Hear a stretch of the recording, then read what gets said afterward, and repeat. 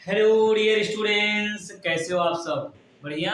तो चलिए आज अब हम लोग पढ़ेंगे क्लास 12 के लिए ये चुंबक से रिलेटेड ये पहला चैप्टर का तीसरा वीडियो है। इसमें हम लोग पढ़ेंगे ऑरस्टेड का प्रयोग। ठीक है, डिटेल में समझेंगे भैया।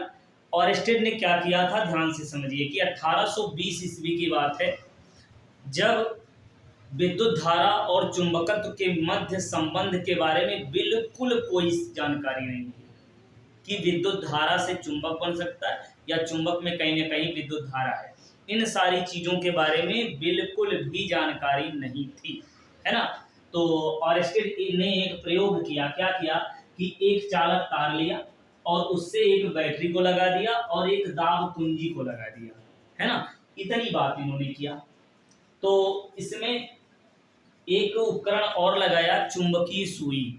चुंबकीय सुई जो होती है ना, वो चुंबकीय क्षेत्र उत्पन्न होने पर मुड़ने लगती है, घूमने लगती है। इतनी बात अभी समझिए। बाकी चुंबकीय सुई के बारे में डिटेल में बहुत सारी चीजों के बारे में हम लोग समझेंगे आगे की वीडियो में। ठीक है, चुंबकीय सुई क्या होती है? चुंबकीय क्षेत्र में मुड़ जाती है भैया। चुंबकीय क्षेत्र परिवर्तित होगा तब भी क्या हो जाएगी, चुंबकीय सुई मुड़ जाएगी, है ना। स्वतंत्रता पूर्वक यदि चुंबकीय सुई को लटकाया जाए ना, वो सदैव उत्तर दक्षिण दिशा की ओर ठहरती है। उत्तर दक्षिण दिशा की ओर ठहरती दिक सूचक सुई या कंपास भी इसको कहते हैं। ठीक, चलिए इस बात को आप नोट के रूप में ऐसे लिखेंगे कि 1820 ईस्वी में, इससे पहले ऐसा माना जाता था कि विद्युत धारा और चुंबकत्व के मध्य कोई भी, है ना, संबंध नहीं। ऑरस्टेड ने एक प्रयोग करके ऐसा ये सिद्ध किया कि ऐसा नहीं है, इनमें संबंध है। तो इस प्रयोग में उन्होंने क्या किया कि एक चालक तार लिया ए बी, है ना, जैसा कि अभी मैंने बताया। इससे एक बैटरी और एक दाब कुंजी को जोड़ करके उसके समीप चुंबकीय सुई को ले गए। उसके समीप क्या ले गए? चुंबकीय सुई को ले गए भैया। यहाँ चलिए ये चुंबकीय सुई यहाँ पे ले आते हैं, है ना। ये हो गई हमारी चुंबकीय सुई। ठीक, यहाँ इस चुंबकीय सुई को जब ले आएंगे यहाँ पे, है ना, तो इसमें जो है 3 कंडीशन इन्होंने इसमें बनाया। कितने कंडीशन बनाए? 3 कंडीशन बनाया। इस चुंबकीय सुई को रख करके जब इस कुंजी को पहले ऑफ रखते हैं, इस कुंजी को क्या करते हैं? ऑफ रखते हैं, तो इस चुंबकीय सुई में भैया कोई विक्षेप नहीं होता। क्या होता है? चुंबकीय सुई में कोई भी विक्षेप नहीं होता। कब? जब ये ऑफ होती है। जब ये क्या होती है? ऑफ होती है। यहाँ पे हम लिख देते हैं, जब ये ऑफ है, चुंबकीय कुंजी को ऑफ रखते हैं ना, तो इसमें कोई विक्षेप नहीं होता है। क्या होता है? विक्षेप नहीं होता है, मतलब ये मुड़ती नहीं है। चुंबकीय सुई ज्यों की त्यों पड़ी रहती है।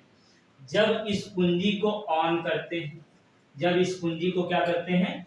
ऑन करते हैं भैया ना, तब ये चुंबकीय सुई क्या होती है? विक्षेपित हो जाती है, यानी मुड़ जाती है। क्या हो जाती है? मुड़ जाती है। कैसे मुड़ जाती है? इसको फिगर के माध्यम से हम लोग अभी मोड़ करके देखते हैं, है ना। ये चुंबकीय सुई क्या होती है? मुड़ जाती है। ये लीजिए, मान लेते हैं ऐसे मुड़ गई। ठीक है, ये मुड़ गई। ये मान लो इसका रहा उत्तरी ध्रुव, ये रहा दक्षिणी ध्रुव, ये मुड़ जाती है। फिर इन्होंने इसमें यही रुके नहीं, और भी प्रयोग किया, आगे बढ़ाया इस प्रयोग को। तो ऐसे में इन्होंने क्या किया, ये जो ऋण प्लेट था इसको धन प्लेट कर दिया, और ये जो धन प्लेट था इसको इन्होंने बना दिया क्या? ऋण प्लेट। इसको क्या बना दिया? ऋण प्लेट। तो भैया विद्युत धारा किधर से प्रवाहित होती? धन प्लेट से ऋण की ओर। किधर से प्रवाहित होती है?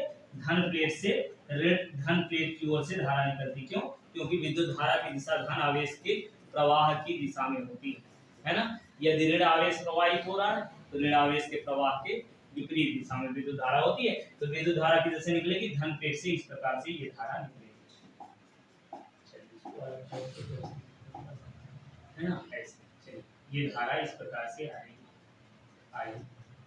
क्लियर? धारा का प्रवाह इस प्रकार से होता है।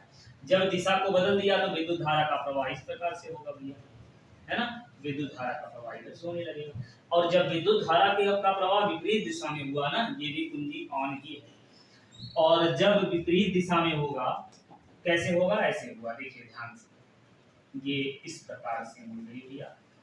ठीक है, इस प्रकार से मुड़ गई।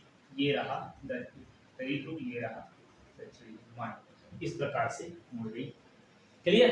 तो भैया यहाँ से देखने पर क्या लगा आपको?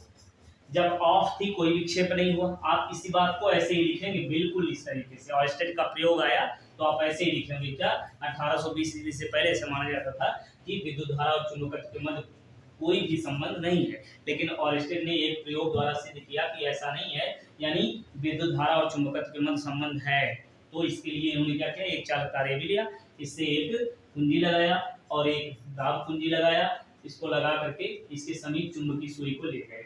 जब अब फिर ये चित्र बनाएंगे एक एक।